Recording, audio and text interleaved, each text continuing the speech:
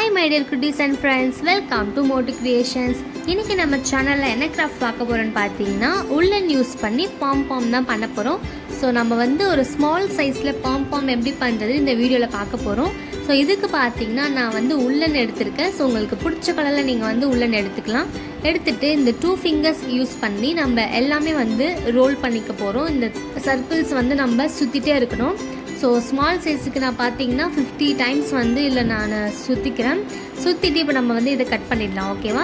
So cut பண்ணிவிட்டு இதை வந்து 2 சைட்ஸ்க்கு சென்டரில் வந்து ஒரு நாட் போட போகிறோம். அந்த நாட் வந்து லூஸாக போட்டிங்கன்னா உங்களுக்கு வந்து பாம் கண்டிப்பாக வராது. ஸோ அதனால் நல்லா எவ்வளோ முடியுமோ அவ்வளோ டைட்டாக போட்டு விட்டுருங்க, ஓகேவா? ஸோ அவ்வளோ டைட்டாக போட்டு ஒரு 2 நாட் போட்டுருங்க. அப்போ தான் நம்மளுக்கு வந்து ஷேப்பும் நல்லா வந்து அழகாக வரும் சர்க்கிள் ஷேப்பில்.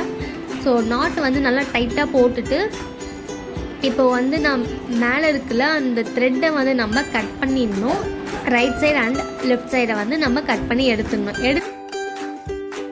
எடுத்துட்டு பார்த்தோன்னா இந்த மாதிரி வந்து இருக்கும். ஸோ இதை வந்து நம்ம சென்டரில் வந்து பிடிச்சிட்டு ஸோ சுற்றி வந்து நம்ம கொஞ்சமாக வந்து கட் பண்ணி எடுத்துடணும். ஸோ சர்க்கிள் ஷேப்பில் வந்து ஃபுல்லாக கட் பண்ணிடக்கூடாது ஒரே டைமில்.